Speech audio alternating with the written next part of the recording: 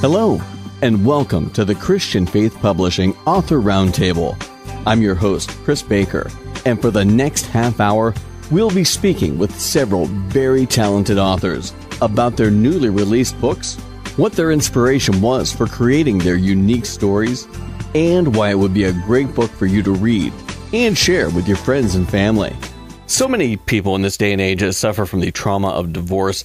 This next book, I think, will offer some insight and some hope to those going through this experience. The book is called Divorce, The Loss of a Dream by author Marilyn Lehman. Marilyn, thanks for being on the show today. Thank you. It's my pleasure. Now, tell everybody about your book. Well, the book is what the title says, Divorce, The Loss of the Dream. I personally went through divorce after being married for 30 years. My feelings at the time were that I couldn't figure out what went wrong. I was a Christian. I married a Christian. This kind of thing was not supposed to happen to us, but it did, and so I had to basically figure out how to deal with it. And so later on, when I was doing my doctoral work at Texas A&M, my professor said, do something that you feel strongly about. So I thought, well, okay, let me interview some ladies and see how people have managed to get through divorce, because I know when I was doing it, I couldn't really find a book about Christians going through divorce. It was, some would say, go out and have a good time and do this and do that, but that really wasn't in my wheelhouse. So this was something that came from my dissertation for my PhD. And it was actually a scholarly work, but I've tried to take all that boring stuff out of the book and just make it more about the ladies and their stories and how parts of their marriage, parts of their divorces, how they came through it, how they got through it, and are happy now. So it's hopeful. It's a hopeful book. Why is there such a stigma, especially in the Christian community, with divorce that, you don't really feel like you get that sort of support that you really need? I agree. Now, I think it's getting better because divorce is such a common thing now. Mm-hmm. But like on the back cover of my book, I said, when a death happens, people come to your door with casseroles and condolences and gather around. But when a divorce happens, they're like, ooh, and, they don't want to take sides, so basically they pull back, and you think that they hate you or whatever. It's just very polarizing, even if the person isn't taking sides, because they don't really know what to say. I would suggest for anybody that is going through divorce to find a good singles group at a church, because you're going to get a lot of support there. And most of my friends that were in my singles group said that was where their healing really started, because nobody in their family got it. The parents were married for 50 years and then died, and so, it wasn't anything that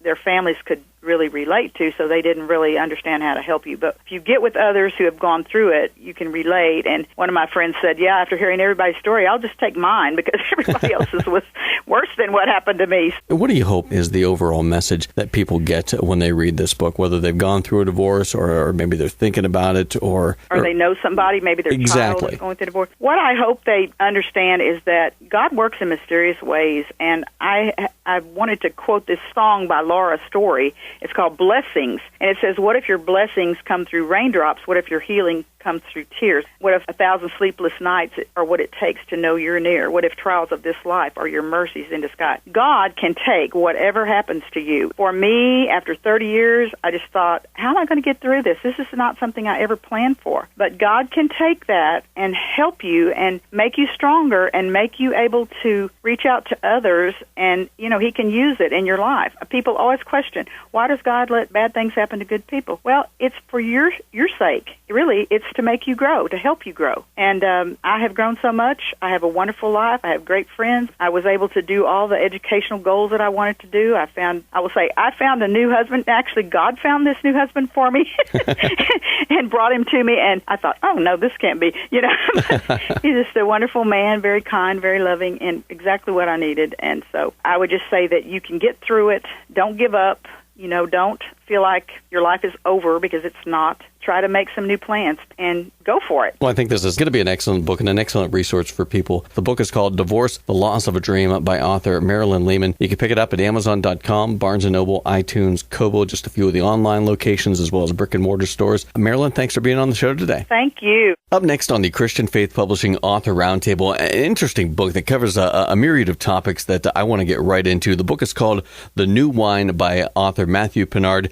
Matthew, thanks for being on the show today. Thank you very much for having me, Chris. Now, tell everybody a little bit about this book. Well, this book is, personally my own spiritual journey, and it tackles questions that I've struggled with, I would say, my whole life.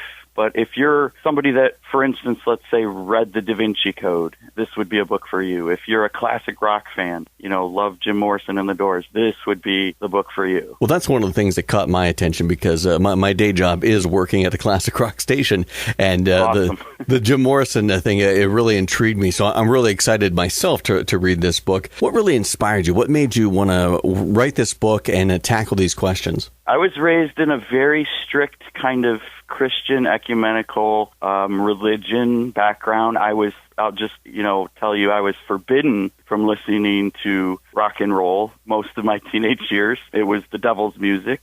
And here's this just fascinating character from the 60s prior to my birth, that wore black leather pants on stage and had these haunting lyrics that seemed like a bunch of nonsense at first, and just got really intrigued by what is this guy trying to tell us. It seems very important. So that's what the impetus for all of it was. Another thing I found interesting when I was kind of reading the synopsis of this book is that, you're seeking to bring the secular left and the conservative right together. And that seems like one of the hot topics this day and age is we're so divided as a people that I really like that you're trying to bring people together.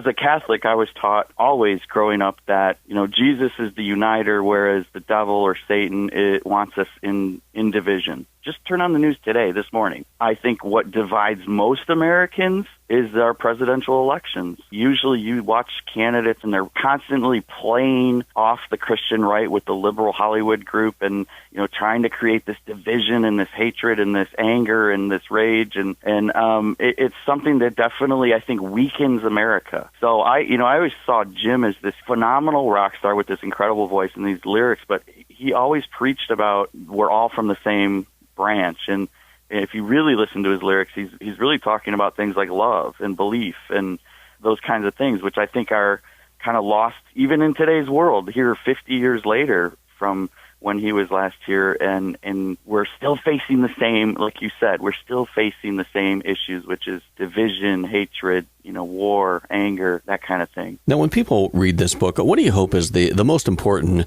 resounding message they get from reading your book? One of the other reasons why I wrote it was I'm a military veteran, and I don't know if you know this statistic. It's quite sobering. America's losing 20 veterans per day to suicide. It's very tragic. A lot of it has to do with post-traumatic stress. But I actually wrote this book in hopes of reaching not just that group, but anyone that's just struggling with those kinds of feelings of isolation, alienation. I'm lost. No one understands me. The world's better off without me. I hope that this book I want it to be for everybody that is either struggling with these issues or has just general questions about their own spirituality, their own faith, their own worth and value in this world. And so I genuinely hope that this reaches everybody out there. Well, I personally want to thank you for your service. And I think this book is going to be great. I think it's going to answer a lot of questions, it's going to open a lot of people's eyes. And I think it's really going to be a good read. The book is called The New Wine by Matthew Pinard. You can pick it up at Amazon.com, Barnes & Noble, iTunes, and Kobo, just a few of the locations online, as well as brick and mortar stores. Matthew, thank you for taking the time to speak with us today. Thanks a lot, Chris. I really appreciate it. Addiction faces so many families in this day and age and throughout our country and throughout the world. And that's what this next book is about, is what happens when addiction strikes close to home. The book is called 9 Lives, The Heartbreak of Addiction by author J.A. Reed. Thanks for being on the show today. Thank you, Chris, for having me. Tell everybody about this book and about your story. 9 Lives, The Heartbreak of Addiction is a very personal memoir about my journey through the progression of my son Adam's downhill battle with drug addiction. And the book tells about my son's struggles and how together we dealt with them. And it also tells about my own challenges as a mother facing emotional truths such as guilt. What could I have done differently? What should I have done that I didn't do? As a parent, you wonder when your child has difficulties, what role you may have played. And it also chronicles my search for answers to understand this chronic disease. So it's very informative as well. Now, what made you decide that now is the time to tell Adam's story and your story as well? Well, writing this book, Chris, was therapeutic for me. And to be honest, that was the first and only reason I felt a need for reflection into the past and to understand how we got to this inconceivable place. It was part of my grieving process, but it was an even bigger part of my healing process. Beyond that, through research, I learned that substance addiction has reached widespread epidemic levels. An American dies every 19 minutes from opioid or heroin overdose. And according to our Surgeon General, 1 in 7 Americans will face such a disorder, and only 10% of those addicted will receive treatment. Now, you said you wrote this as a part of the grieving and the healing process. Was it tough, and where along the way did you really start to transition from being tough to write to the healing process? Yes, that's a very good question. I felt once I got into it that it would resonate with so many people that I knew were going through the same situation. It resonates with mothers and fathers, sisters and brothers, anyone who has a loved one who is going through a similar experience or has gone through similar experience. And then I thought, well, this is a message that if it could help anyone who is going through it to cope, that it would be worth every tear-stained page, because you're right, it was difficult reliving it all. But I think I needed to do that, to relive it all, to reflect on it and understand how we got there and what could be done differently and how we can send a message that will help someone else. What do you hope is the most important message the reader gets from reading your book? Well, I think the most important message is that we as a people have a lot more to do to spread the word, to not be afraid. Once I wrote this and people were reading it, I was getting letters and emails from people saying that they were happy that I spoke about it. It made them feel more comfortable also in speaking about it and getting the message out there that, we're all in this together and we need to help each other and find a better way. Well, I think this is going to be a great story for people to learn a lot about and really bring hope and inspiration to those going through similar situations as you and your son as well. You can pick it up at Amazon.com, Barnes & Noble, iTunes, and Kobo, just a few of the locations. And I think truly brave of you to be able to tell this story and really relate to those, like I said, going through a similar situation. The book's called 9 Lives, The Heartbreak of Addiction by author J.A. Reid. Thanks for being on the show today. Thank you. Thank you for having me, Chris. And now on the Christian Faith Publishing Author Roundtable, a book I'm really excited to talk about because it's one of those books that just reading the synopsis, it really kind of grabs me and intrigues me. And I think that's the kind of book this is going to be. The book is called The Note Runner by author Lisa Renee. Thanks for being on the show, Lisa. Oh, I'm glad to be here.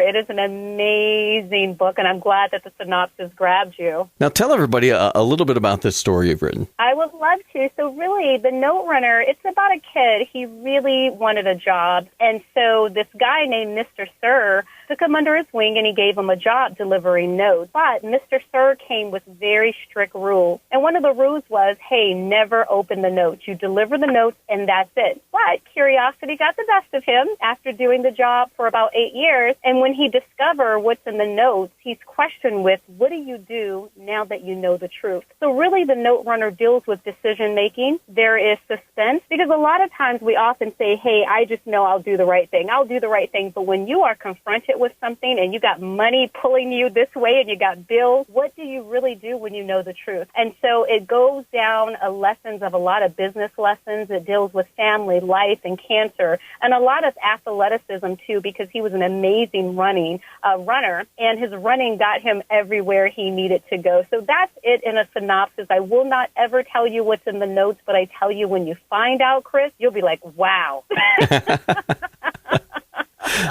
Now, what really inspired you to write this? What really prompted this whole story?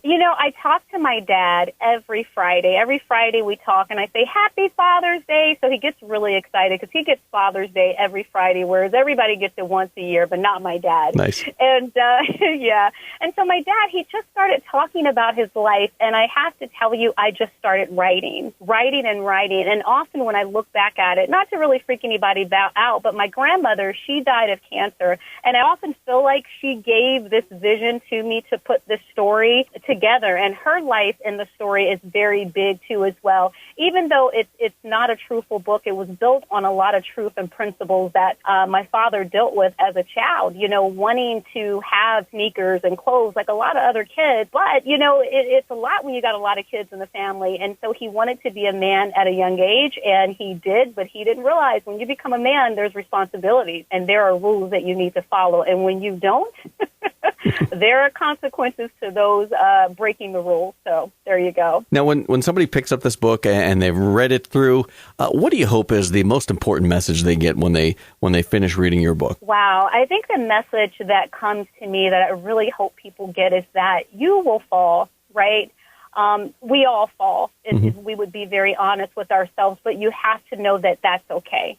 That is your journey, and know that when you get back up, whatever choice and decisions you make, you might go another path that will help you, but you might bump your head and do it again. But I want people to know that you are okay, and that whatever you go through, good, bad, or indifferent, somebody has been through it before, and you can get help, and your life can go better. And so don't beat up on yourself. Often know that your mistakes are often there so that you can help someone else, and that it is okay. Well, this book sounds like an excellent book that I think, generationally speaking, it's going to cross all generations. Everybody's going to be able to pick this up and enjoy it, and enjoy the many levels that this book has. The book is called The Note Runner. You can pick it up at Amazon.com, Barnes & Noble, iTunes, and Kobo, just a few of the locations, whether it be the online platforms or the brick-and-mortar stores. And author Lisa Renee, thanks for being on the show today. You're welcome. Thank you, Chris. You have a great day, and thank you, everybody, for listening. Up next on the Christian Faith Publishing Author Roundtable, an exciting book that I think a lot of people are going to enjoy. The book is called The Great Creator Saves Booby and CB by author G.S. White. Thanks for being on the show today. Thank you for having me. Now, tell everybody a little bit about this book and how it came about. Well, this book is about the two characters, Booby and CB, who live in a forest, who are out playing one day, and as they're playing, a fire occurs. The fire pushes them deeper into the forest, and they become lost. So they have to depend on the animals of the forest to help them get back home. And as they're lost in the forest, they come upon some hunters who are hunting them. And then again, as they start to try to find their way back home, they come upon a campfire in the forest. And they're listening to a woman give her testimony. It's a religious retreat, and the woman is testifying about God and about how God saved her. And the two bears, Booby and CB, are conversing back and forth because they heard about God because their father has talked about the human religion. And the reason why I wrote this book is because I went back home one Thanksgiving and to visit my brother and sister. I'm the oldest. And as we sat down to dinner, there wasn't any prayer over the food. And after that, I talked to my brother, and I asked him, is God in your life? What about my nieces and nephew? I have 5 nieces and nephew. And he kind of played it off. He didn't really want to talk about it. And it kind of bothered me. And I knew I had to come up with something to give my nieces and nephew, to let them know that God loves them. And I asked God about it. I prayed about it that night. And when I went to bed, I dreamt this story about these 2 young cubs, Booby and CB, that came to me. And of course, this is written as a children's book, but I got to imagine that not only kids, but I think adults who are reading this to their kids, is it kind of what you intended, that to be able to work on both levels, to be able to teach kids about God, but adults will be able to get something as well? Yes, exactly, because believe it or not, just last night at Bible study, I gave the book to my pastor, and he talked about that, especially around the campfire, because the campfire, it talks about adult scenes. It talks about adult life.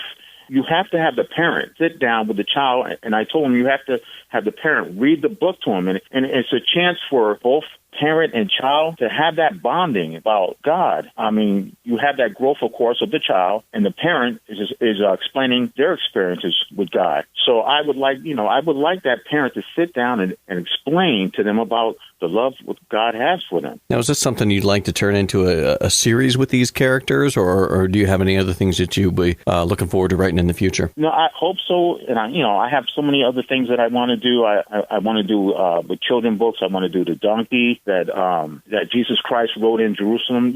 On talk about how a role he played in the Bible. There's so many things that I want to do. I have so many plans. I always tell myself, my dreams are bigger than Texas. So I just hope that I have the time to do what I want to do and just create. I want everybody to know about God's love, that God has a love, and that the youngsters should know about this. And as parents, we need to tell them every single day, God loves you, I love you, and let them know. And I hope my book starts that, and that little spark, that little ignition, and can be that tool for that. Well, I think that's the greatest message any book can have is teaching about God's love. And I think people are going to find that in this book. The book is called The Great Creator Saves Booby and CB by author G.S. White. You can pick it up at Amazon.com, Barnes & Noble, iTunes, and Kobo, just a few of the online platforms as well as brick and mortar stores. And I encourage everyone to get this because, like I said, I think it's going to work on many levels. The kids are going to enjoy it, but the adults will as well. And G.S., thanks for being on the show today. Thank you. Thanks for having me. God bless you. And when it comes to works of fiction, there's nothing more exciting and more intriguing than a classic whodunit, and that's why I'm excited to talk about this next book. The book is called They Sang at Her Funeral by author Annalise Harold. Annalise, thanks for being on the show today. Thank you for having me. Now tell everybody a little bit about this book and this story. Okay, well, it's what's called a cozy mystery, and it centers on a large, quintessentially Southern church, and specifically in this book, the choir and the people in their lives. And the characters are full and rich and fun and quirky, and they're smart and talented and inherently flawed and very human. And the protagonist, Sage, she's 26, so young, and she's affluent, she's a bit unfocused and somewhat naive, I would say really all the characters are. And Sage is the only witness to the murder, and so that puts her squarely in the middle of the police investigation. And so she goes about proving she didn't do it, and she gets some help along the way from some unlikely team cohorts. And during their search, I think what we learn most from all the skeletons that fall out of all the previously tightly sealed closets is that Christians are just as real and have just as many struggles as everyone else. And our sleuthing singer learns more about her church family than she would ever imagined or even wanted to know. And a lot of people had reason to want our victim dead, but one crosses the line, and now it's up to Sage and her fellow detectives to find out who did it before anyone else gets hurt. Now, what inspired you to create this story and create this character in this world that they live in? Yeah, that's the most critical part to this and my entire venture into writing this book. And I'll tell you, I think what I would want to get across is that Christians are human and, more importantly, accessible. There isn't any group of perfect people, right? Mm-hmm. My hope is that each reader will feel included or at least comfortable in this world and can relate to these characters. And I want to change that holier-than-thou image that many of us, even Christians, have, and help us all to understand that when we approach the throne of God, whether you're in a church or walking down the street or at the beach or sitting on the couch or even in a jail cell, we all come on the same level. We're all human. And no one is loved more by God than another. And this book and the stories of our characters' lives and all of the fingers through that's going to make all that clear. And I also want to inject some humor into their search for the truth, because I'm a humorous person. I come from a long line of funny family members. Sometimes humor masks pain, but in our case, it helps us to manage the way we find the good in hard times. So I hope I'll make readers laugh and cry and wonder, and hopefully in the end, my biggest hope is that I'll make my readers a little braver, brave enough to sit in a church that's right for them and know that when that choir starts singing, or their worship leader or the praise band, whoever it is, when they start singing, the readers can sing with them. Now, is this something that you're planning on turning into a series, or you'd like to do more books on this character or this group of characters? Yes, and each one will take place in a different kind of ministry. So this one starts out in a choir. The next one that I've already started writing is a missions book that takes place in a retirement home kind of place. So yeah, I'm having fun with that. Well, I tell you what, this sounds like an amazing book, and I think it's going to be an exciting read for people. Yeah. With a great moral to it. I think people are really going to get a lot from reading it and really enjoy it. The book is called "They Sang at Her Funeral" by author Annalise Harold. You can pick it up at Amazon.com, Barnes & Noble, iTunes, and Kobo, just to name a few of the locations. And Annalise, thanks for being on the show today. Thank you so much for having me. Thank you so much for joining us for the Christian Faith Publishing Author Roundtable. We'll be back next week with another great group of talented authors to discuss their books, their process, and how they were able to get their manuscripts published and out there for the world to enjoy. If you're a writer that is looking for a book publisher, give Christian Faith Publishing a call today at 1-800-955-3794 to receive a free publishing kit, or feel free to visit them on the web at ChristianFaithPublishing.com. Have a great weekend, everyone.